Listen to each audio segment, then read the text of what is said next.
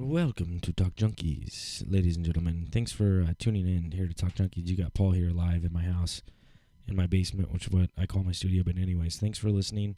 I'm going to get into some Chiefs football, okay? I was fairly disappointed this week, especially on Tuesday, when the Chiefs did not make a trade before the trade deadline. It was, in my opinion, extremely essential, which it seems like a lot of people don't agree with me. Maybe I'm just not getting the right listeners out there. But if you are listening and you do agree with me that we didn't make a trade, please hit the like button. If you don't agree with me, comment below and tell me why. But the reason I say this is because Patty Mahomes, you have two options, okay? You're going to end up either playing the Steelers or the Patriots. And Houston traded for Demaryius Thomas. I really don't know how much better that makes them. They've won 5 straight games after losing 3. I don't know how well they're going to play the rest of the season. I mean, they do have a good defense, so we'll see how that goes.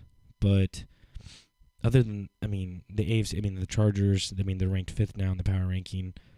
I'm really not too concerned with the Chargers, and maybe I should be, because we're 19-1 in our last 20 games against the AFC West. But I think we really should have traded before the trade deadline. There were a lot of good players out there. The Rams got a little better getting the Jacksonville player.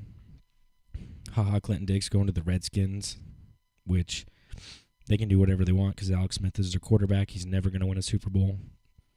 And there were just a lot of trades that were made, and the Chiefs had a second-round pick. They have 2 second-round picks, one from the Rams. And in my opinion, Brett Veach is this draft guru, and he loves having his draft picks, and he's so upset that he didn't have a draft pick last year that he didn't want to trade any draft picks. Now, I had someone tell me today I didn't know what was going on when it came to trading. I didn't know what they wanted, with Javaris Jenkins from the Giants.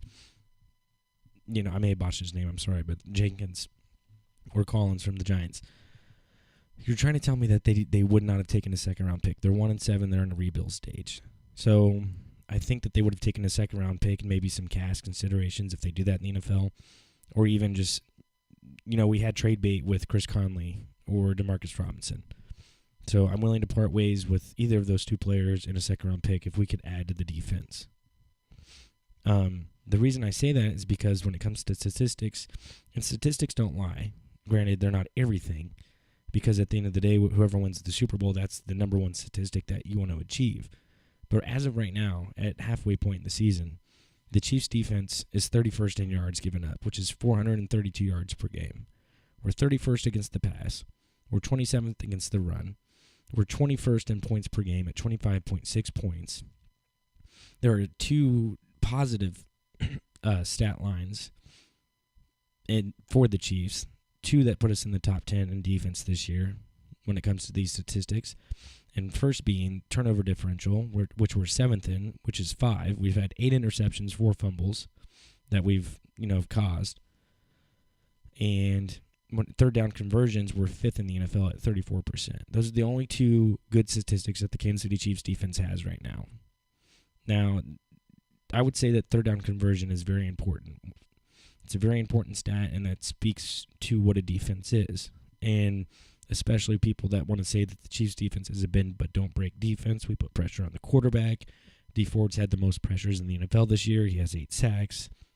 But when we played the Patriots, that wasn't the case. And that's why that that third down conversion percentage went up to 5th, is because when we played the Patriots, third down didn't matter. Anytime it was third down, Tom Brady was converting at will. So those are the only 2 good statistics on defense that we have, and that's what concerns me and why we should have traded at the deadline. But we didn't trade at the deadline. So with all those stats being said, where does that leave the Chiefs? And where does that leave our run for the playoffs? We do have a tough schedule coming up.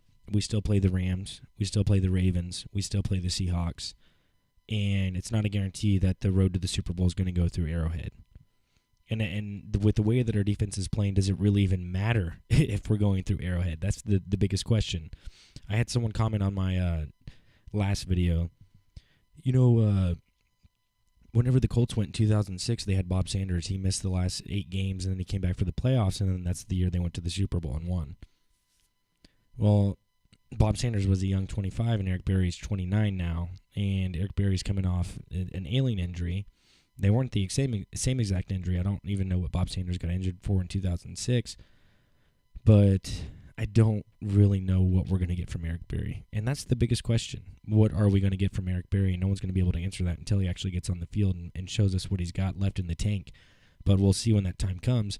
And you know what? I'm really not banking on it. Even if Eric Berry does come back and he plays extremely well and he is his old self, yes, I think that puts the Chiefs' defense not necessarily over the hump, but it does help quite a bit. And when it comes to the playoffs, is Eric Berry that big of a difference as a playmaker to change the course of the Chiefs' defense to take us to the Super Bowl? I don't really know, and I don't think so.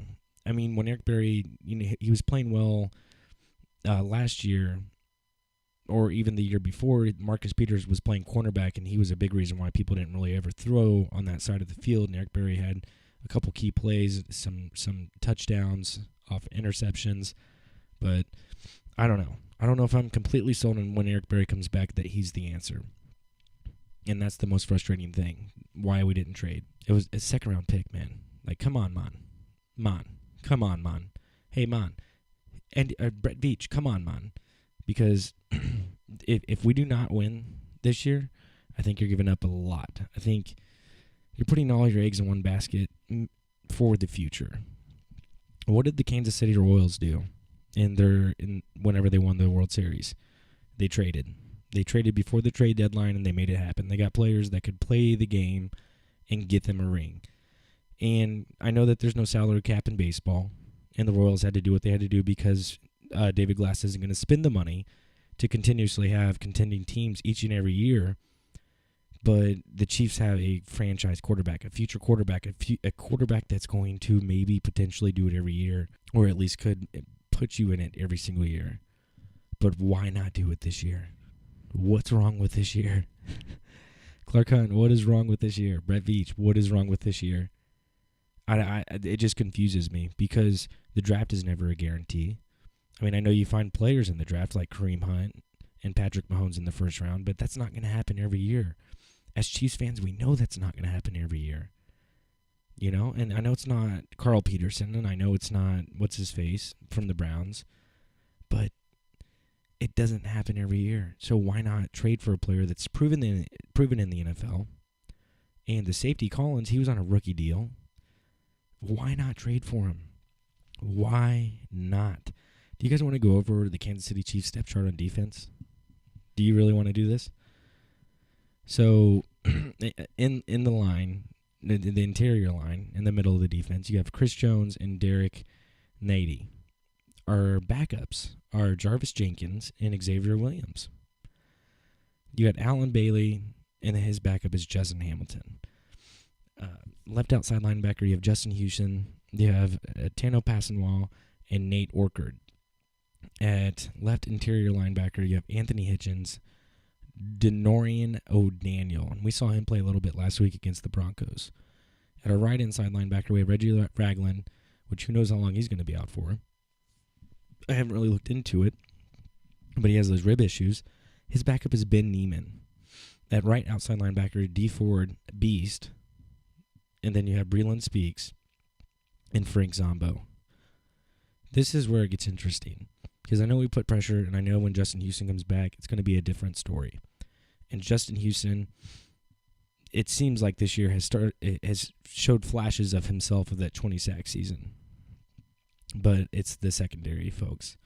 Steven Nelson, Orlando Scandrick, Kendall Fuller, and then our depth, ladies and gentlemen, is Tremont Smith and Javarius Ward. Those are our backups. Tremont Smith and Javarius Ward. That's our depth. So maybe we could have got a little more depth at the cornerback position. That would have been nice with Jenkins. It truly would have been. And safeties, I mean, Eric Berry, Eric Murray, Josh Shaw, Ron Parker, and Jordan Lucas. So we have no depth at the safety position. So Ron Parker gets hurt, and Daniel Swornston, sorry. Ron Parker gets hurt, we're done. I mean, we're completely done. And he's not even really even that good. I mean, he's kind of old. He has played decent this year, but he hasn't played at top-notch level. Another thing that concerns me with the Chiefs is penalties.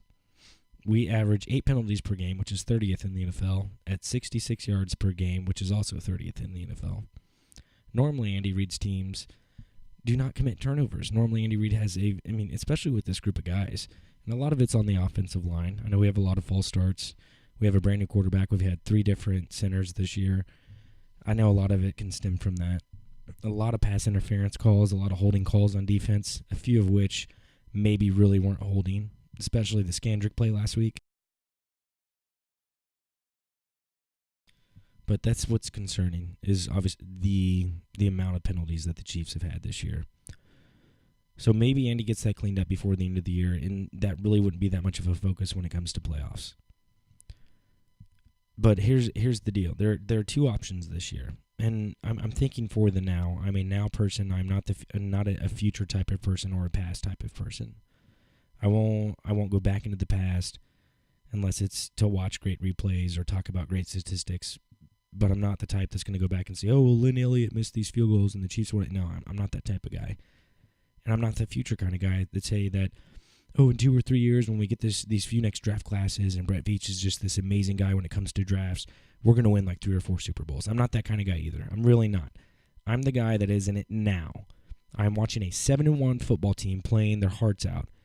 And when it comes to the front house staff, for them not to go out and improve upon this team, when they have picks allowed to do so, that's what is frustrating. That is what's going to ear me every single night whenever I go to bed, and I'm thinking Kansas City Chiefs football, why did they not make a move? When we're in the playoffs and we're playing against Ben Roethlisberger or Tom Brady, and granted they're both aging, regardless of the fact that they're still both playing at an elite level, that's what's going to ear me, is why did we not use one of our second-round picks, even a first-round pick, if we would have got Patrick Peterson? Why did we not do that when we're playing in the AFC Championship game in Arrowhead, if that is the case, and Tom Brady is just having a heyday in Kansas City in front of 75,000 Arrowhead Chiefs fans, and that just puts a mockery in Kansas City? How do you think that's going to make everyone feel if that's what happens? And I'm not saying that's what's going to happen. That's just my prediction, is based upon what our defense is right now, here today, even if Eric Berry plays and Justin Houston is healthy and we have a 95% healthy defense and we are rushing the quarterback, but Tom Brady gets the ball faster than anyone ever at 2 seconds, maybe even less. He's going to make a mockery of the Chiefs in our own stadium if we have home field advantage. And yes, maybe if we would have traded a few draft picks before the trade deadline on Tuesday, it would be a different story. Just maybe. Actually, I think more than maybe. I think it would have helped tremendously. Imagine having Patrick Peterson shut down corner and then Eric Berry on the same team. Or even Jenkins. Like, that is going to make the Chiefs that much better. We are in the now. We are in the here.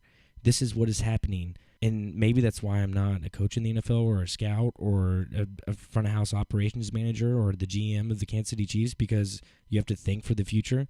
But you have the future. You have Patrick Mahomes, and he's playing this well right now. Why waste this year? Why waste it?